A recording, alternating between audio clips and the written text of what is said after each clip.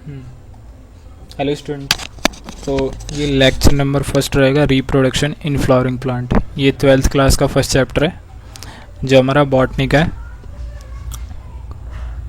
अब देखिए यहाँ पे आपको क्या करना है, इस नोट्स पे ध्यान देना है, जहाँ जहाँ पे पेन जाएगा उस पे ध्यान देना है। तो सबसे पहले देखिए जो रिप्रोडक्शन इन फ्लावरिंग प्लांट में कुछ एनसीईआरटी में डेफिनेशन है। जैसे फ्लावर इज़ मॉडिफाइड शूट, ये किसने दिया था? एक साइंटिस्ट थे, उनका नाम गॉथे, इन्होंने बोला था। अब इसको समझने के लिए हम क्या करते हैं कि एक सीड लेते हैं, सीड को हम जैसी मिट्टी में रखते हैं तो इसमें से दो पार्ट आता है, एक तो रूट वाला पार्ट आता है, एक शूट वाला पार्ट। अब ये जो ऊपर वाला शूट पार्ट है, इसी को इन्होंने क्या बोला था साइंटिस्ट ने? Flower is modified shoot.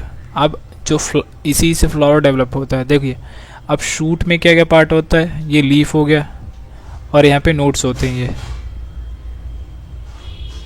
और ये नोट्स होते हैं, यहीं से लीफ और फ्लावर जनरेट होता है। और दो नोट्स के बीच का जो डिस्टेंस होता है उसको इंटरनोड कहते हैं।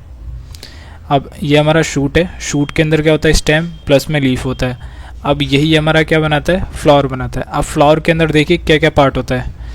एक तो फ्लावर का ये बेस होता है जिसको हम क्या कहते हैं? थैलमस। और जो डंडी वाला पार्ट होता है पेडिसल होता है। और फिर ये नीचे देखिए जो फ्लावर के अंदर, यहाँ पे देखिए रोज़ का जो फ्लावर है, यहाँ पे जो ये पार्ट होता है इसको हम क्या बोलते हैं? सेपल्स या कैलिक्स भी कहते हैं। ये ग्रीन कलर का होता है। फिर आता है हमारा पेटल्स। जैसे ये गुलाब की जो पंखुड़ी है इसके अंदर देख सकते हैं, ये पेटल्स होता है कोरोला, ये कलरफुल होते हैं। और इन्हीं को मिला के हम क्या कहते हैं? एसेसरी वॉल या ऑर्गन्स या स्टेराइल वॉल या ऑर्गन्स कह सकते हैं। अब ऊपर वाले पार्ट में चलते हैं तो ये वाला जो फिलामेंट वाला जो पार्ट है इसको हम क्या कहते हैं? स्टेमन्स या एंड्रोसियम।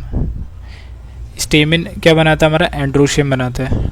समझ आ गया? इसको डिनोट जो नोट करते हैं कैपिटल ए से लिखते हैं, इसको माइक्रोस्पोरोफिल्स भी कहते हैं क्योंकि इसके अंदर क्या बनता है?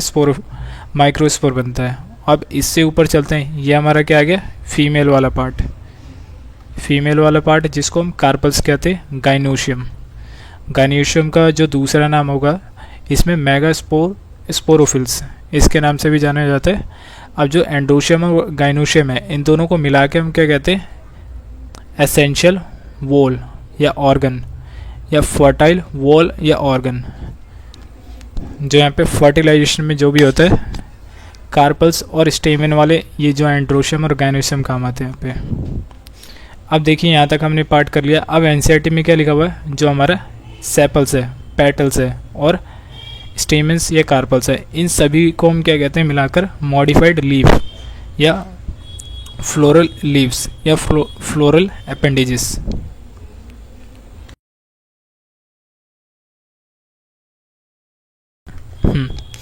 अब यहाँ से आगे चलते हैं। अब देखिए हमने क्या ले लिया, एक मिनट रुकिए, यहाँ से हमने शूट वाला पार्ट ले लिया। अब शूट वाले पार्ट में देखेंगे फ्लावरिंग कैसी होती है। अब एनसीईआरटी की कुछ लाइंस है, उनको मैंने इस डायग्राम के फॉर्म में बना दिया। पहले क्या होता है? कॉनिकल शेप का यहाँ पे एक शूट होता है, वेजिटेटिव शूट एपेक्स होता है या शूट एपिकल मेरिस्टम भी कह सकते हो। इसमें फ्लोरोजन हार्मोन्स होते हैं और लाइट के प्रेजेंस में क्या होता है? इसके ऊपर वाला जो टिप होता है जो कॉनिकल शेप का होता है उसके अंदर चेंज आता है, तो रिप्रोडक्टिव शूट एपेक्स बनता है।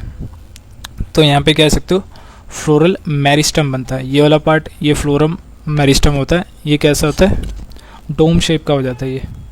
फिर इसके अंदर और भी चेंजेस आती है। फ्लोरल प्राइमोडियम बनता है, इसमें छोटी सी रेड कलर की कली निकलती है।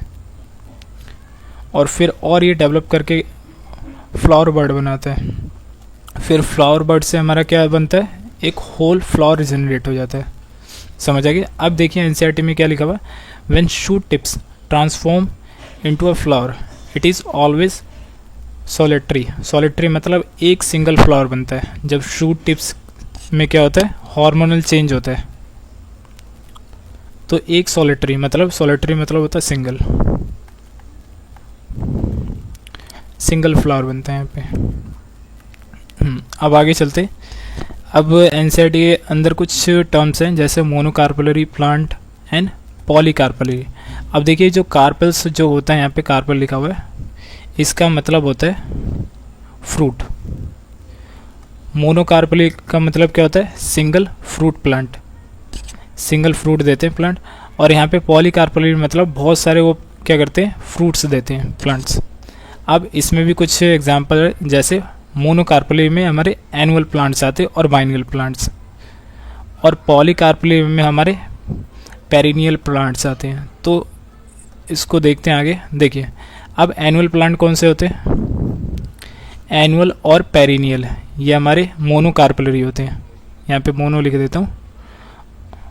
और जो हमारी पेरिनियल होती है ये हमारे पॉलीकार्पेलरी, मतलब बहुत सारे इसमें फ्रूट बनते हैं। तो देखिए एनुअल क्या होता है? जो ईयर के अंदर एक बार ये फ्लावरिंग करते हैं, और जो बाइनियल होते हैं ईयर में 2 बार, ये क्या 2 साल तक क्या करते हैं? यहाँ पे फ्लावरिंग देते हैं। समझ आ गया? अब इसके जैसे एग्जांपल देखिए एनुअल के, जैसे वीट हो गए, पीज हो गया, मटर हो गया, कॉर्न हो गया, सनफ्लावर हो गया एंड वाटरमेलन्स। ये सारे क्या होता है? साल में एक बार क्या करते हैं? फ्लावरिंग करते हैं। और जो बाइनियल होते हैं, बाइनियल के अंदर ये 2 साल में फ्लावरिंग करते हैं, जैसे कैरेट हो गया, गाजर हो गया, ऑनियन हो गया और कैबेज हो गया, जो बंद गोभी होती है इसमें हो गया। अब पेरिनियल में देखिए यहाँ पे एक कोकोनट है, कोकोनट एग्जाम्पल हो गया। ये साल भर में क्या करते हैं? बहुत सारे इसमें क्या देते हैं? फ्रूट्स देते हैं, पेरिनियल प्लांट्स। अब मगर इसमें भी कुछ एक्सेप्शन है, जैसे बैम्बू हो गया, नीला कुरिंजी हो गया। बैम्बू क्या होता है? ये 50 साल में एक बार ये फ्रूटिंग करता है, और ये पूरा इसका प्लांट क्या हो जाता है? डाई हो जाता है। जैसे बैम्बू प्लांट में ये फ्रूट देख सकते हैं, ये 50 साल में एक बार आता है बैम्बू के ट्री पे। ये होता है जो बांस होता है उसके ऊपर फ्रूट आता है। अब ये नीला कुरिंजी, जिसको स्ट्रॉबिलिंथस कुंथियाना भी कहते हैं, ये सिलेबस से हट चुका है। पहले था इसमें, पहले चैप्टर में था रिप्रोडक्शन इन ऑर्गेनिज्म के अंदर। तो ये फ्लावरिंग प्लांट में कुछ यहाँ पे एग्जांपल देख लेते हैं। अब यहाँ पे नीला कुरिंजी, जिसको स्ट्रॉबिलिंथस कुंथियाना, ये क्या होता है? 12 साल में एक बार फ्लावरिंग करता है। तो इसके जो फ्लावर होते हैं ये रहा, ऐसे होते हैं ये फ्लावर। जो इसके फ्लावर होते हैं जैसे केरला, कर्नाटका, तो इसके हिली जगह पे बहुत ज़्यादा यहाँ पे फ्लावर्स हो जाता है, और कुछ ऐसा यहाँ पे इन्वायरमेंट बन जाता है, और एक टूरिस्ट स्पॉट बन जाता है ये। अब इसमें एक्सेप्शन क्या है? जो बैम्बू हो गया, नीला कुरिंजी हो गया, ये पेरिनियल प्लांट है, पेरिनियल प्लांट है। और मोनोकार्पेलरी, मोनोकार्पेलरी मतलब सिंगल ओवरी होती है इनके पास। समझ आ गया? और पॉलीकार्पेलरी क्या होता है? इसमें बहुत सारे इसमें ओवरी होते हैं। तो यहाँ पे ये बैम्बू और नीला कुरिंजी क्या हो गए? इसके एक्सेप्शन हो गए। अब आगे चलते हैं, ये हो गया था। अब आते हैं एंड्रोशियम। एंड्रोशियम को हम क्या कहते हैं? स्टेमन। अब जो फ्लावर में ये हमारा कौन सा पार्ट है? देखिए ये मैंने एक स्ट्रक्चर बनाया सेल्विया का। सेल्विया फ्लावर का जो अंदर वाला पार्ट है एंड्रोशियम और गाइनोशियम का पार्ट, और ये मस्टर्ड का ये रहा। अब सेल्विया में क्या होता है कि 2 एंथर क्या होते हैं? बड़े होते हैं, और 2 एंथर यहाँ पे छोटे होते हैं। अब इसको रिप्रेजेंट करने का देखो, हम बाहर से अंदर की तरफ लिखते हैं। यहाँ पे ए लिख दिया, फिर यहाँ पे 2 बाहर यहाँ पे एंथर है, फर्स्ट और ये सेकंड, तो 2 हो गया। और 2 छोटे यहाँ पे क्या एंथर है, तो इसको प्लस में 2 लिख दिया। इसको बोलते हैं हम डाइडाइनेमस। अब दूसरा यहाँ पे देखिए टेट्राडाइनेमस, किसका फ्लावर होता है? ये मस्टर्ड का। मस्टर्ड के अंदर अब देखिए बाहर से हम अंदर की तरफ जा रहे हैं, तो पहले जो एंथर आते हैं पहले उसको लिखते हैं। देखिए छोटे वाले 2 हैं तो यहाँ पे 2 लिख दिया, प्लस में जो लॉन्ग वाले यहाँ पे अंदर की तरफ, तो यहाँ पे 4 लिख दिया प्लस में। समझ आ गया? इसको हम कहते हैं टेट्राडाइनेमस कंडीशन। ये समझ आ गया? अब जो फ्लावर को लिखने का कुछ फॉर्मूला होता है, हम क्या लिखते हैं? KCAG, कैलिक्स, कोरोला, एंड्रोशियम और गैनिसम। सबसे पहले K, फिर C, फिर A और फिर G होता है। तो बाहर से अंदर की तरफ हम किसी भी चीज़ को हम फॉर्मूले के अंदर लिखते हैं। अब देखिए यहाँ पे क्वेश्चन मैंने बनाया कि इसमें से जो मस्टर्ड है कौन सा फॉर्मूला इसके लिए करेक्ट है। तो देखिए सबसे पहले बाहर वाला आएगा कौन सा? एंड्रोशियम। 2 हैं तो ये नीचे वाला करेक्ट हो जाएगा, ये रॉन्ग हो जाएगा। अब आगे चलते हैं। सेल्विया क्या होता है, डाइडाइनेमस होता है, और ये मस्टर्ड कैसा होता है, टेट्राडाइनेमस, क्योंकि इसके 4 क्या होते हैं, स्टेमन बड़े होते हैं। तो लॉन्ग, तो यहाँ पे देखिए एंथर जो होता है, एंथर के अंदर जो हमारा स्टेमन होता है, हर एक फ्लावर के अंदर वेरिएबल करते हैं एंथर का जो साइज़ होता है, साइज़ कह सकते हो या लेंथ। हर प्लांट में जो फ्लावर के अंदर एंथर होता है उनका साइज़ वेरी करता है। अब आगे चलते, ये सारी चीज़ें एनसीईआरटी में आपको मिल जाएंगी जब एनसीईआरटी आप रीड करोगे तो। अब उसके बाद चलते हैं स्टेमन। स्टेमन का हम क्या करते हैं, देखिए स्टेमन के अंदर 2 लोब, इसमें एक एंथर होता है, एंथर के अंदर 2 लोब होता है, एक ये और एक ये। 1 मिनट, 2 लोब होता है इसलिए बाइलोब कहते हैं इसको, और एक नीचे की तरफ एक फिलामेंट जाता है, और जो फिलामेंट के से जो दूर पार्ट होता है प्रॉक्सिमल होता है। 1 मिनट, प्रॉक्सिमल, 1 मिनट, जो अब देखिए जो प्रॉक्सिमल एक डिस्टिल भी होता है, उसको कहने का जो तरीका है, देखिए जो थैलमस के पास जो एंथर का पार्ट होगा पास वाला, उसको प्रॉक्सिमल कहते हैं, प्रॉक्सिमल पार्ट, या एंड कह सकते हो, किसका, जो फिलामेंट का होता है। और जो यहाँ पे पास वाला पार्ट होता है इसको डिस्टिल कहते हैं, जो दूर वाला पार्ट होता है थैलमस से, इसको हम क्या कहते हैं, डिस्टिल। समझ आ गया।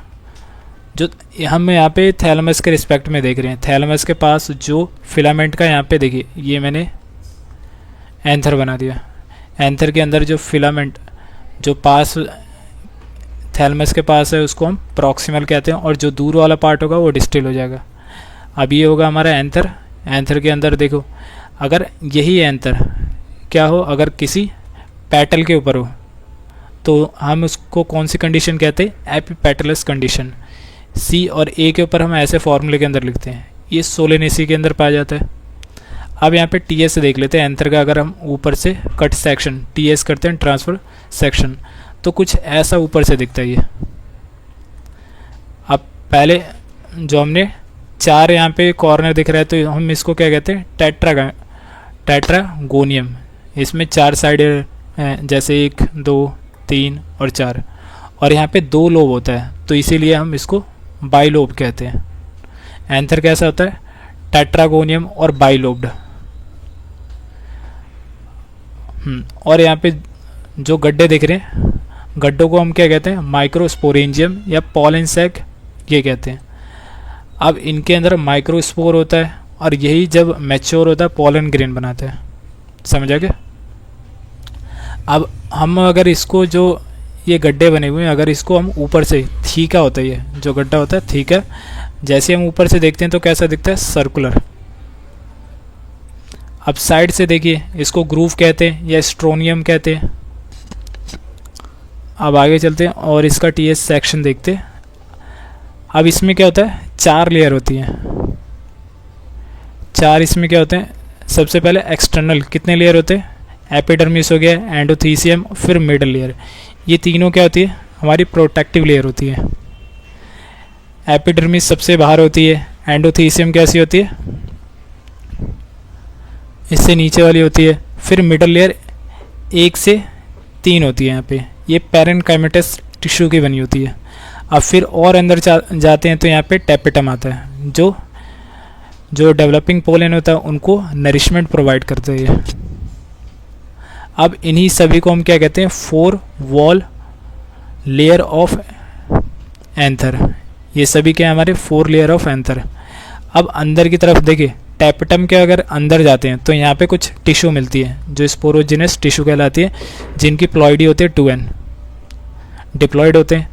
अब इनके अंदर MMC माइक्रोस्पोर मदर सेल्स होता है, या दूसरा नाम पॉलन मदर सेल्स। अब यहाँ पे देखिए मदर, इनकी भी प्लॉइडी क्या होती है, 2n होती है। अब जैसे इसमें मियोसिस होता है तो माइक्रोस्पोर बनता है या पॉलन ग्रेन बनता है। अब माइक्रोस्पोर मदर सेल से या पॉलन मदर सेल से पॉलन ग्रेन की प्रक्रिया को हम क्या कहते हैं, माइक्रोस्पोरोजेनेसिस। ये समझ आ गया। और यहाँ पे देखिए इसमें क्या होता है, ये हमारा माइक्रोस्पोर मदर सेल्स आ गया, ये 2n है। अब इसमें क्या होता है कि माइक्रोस्पोर मदर सेल्स बनते हैं और स्पोरोजेनस टिश्यू से, या पॉलन मदर सेल्स, इनकी प्लॉइडी होती है 2n। अब इसमें क्या होता है, जो स्पोरोजेनस टिश्यू होते हैं इसमें सेल्स होते हैं, पहले बहुत सारे इसमें सेल्स होते हैं। अब यहाँ पे क्या होता है, जो सेल्स होते हैं कैलेज लेयर बनाते हैं कुछ एंजाइम सिक्रेट करके, तो ये रेड वाला पार्ट कौन सा होगा, कैलेज लेयर। फिर यहाँ पे अंदर की साइड क्या होता है, मियोसिस होता है। मियोसिस होने के बाद इसमें 4 पार्ट बन जाता है, meiosis 1, meiosis 2, meiosis 1 and meiosis 2 होता है। तो उसके बाद इसमें जो न्यूक्लियस है 4 पार्ट में डिवाइड हो जाता है। ये हमारा क्या कहलाएगा, माइक्रोस्पोर टेट्राड कहलाएगा। 4 इसमें पार्ट बन गए, या इसको पॉलन टेट्राड भी कहते हैं। इनकी प्लॉइडी क्या हो जाएगी, 4 पार्ट में डिवाइड हो गया। ये एन होता है, ये एन हो गया, ये एन हो गया। अब यहाँ पे कैलेज जो एंजाइम होता है इनके वॉल को डिग्रेड कर देता है या डिसॉल्व कर देता है। डिसॉल्व करने के बाद हमारे ऐसे 4 माइक्रोस्पोर बन जाते हैं, एक ये, एक ये, एक ये और एक ये, या यहाँ पे कह सकते हो 4 पॉलन ग्रेन बन जाता है। समझ आ गया। अब यहाँ पे आते हैं जो टैपेटम का, इसमें क्या होता है रोल। जो टैपेटम होता है, एक सेल ले लिया। अब टैपेटम के अंदर क्या होता है, फ्री न्यूक्लियर डिवीजन होता है। फ्री न्यूक्लियर डिवीजन से क्या होता है, न्यूक्लियस 2 में डिवाइड हो जाता है, तो यहाँ पे बाई न्यूक्लियेट कंडीशन आ जाती है। फिर इसमें और डिवीजन होता है, तो यहाँ पे मल्टी न्यूक्लियेट कंडीशन आ जाती है। यहाँ पे फ्री न्यूक्लियर डिवीजन होता है। समझ आ गया। तो यहाँ पे टैपेटम को कह सकते हो, ये कैसा होता है, एक मल्टी न्यूक्लिएटेड सेल होता है जो नरिशमेंट प्रोवाइड करता है किसको, पॉलन ग्रेन को। अब आते हैं टैपेटम का और फंक्शन यहाँ पे देख लेते हैं। मैंने बता दिया, वो यहाँ पे लिखा हुआ, tapetum provide nutrition to developing pollen. Tapetum secrete an enzyme. Tapetum कौन सी एंजाइम सिक्रेट करता है, कैलेज एंजाइम। कैलेज एंजाइम वही जो यहाँ पे जो हमारा माइक्रोस्पोर टेट्राड है उसको क्या करता है, उसके वॉल को डिसॉल्व करता है। चलिए यहीं पे वो लेक्चर कंप्लीट होता है। अब अगले लेक्चर में मिलते हैं।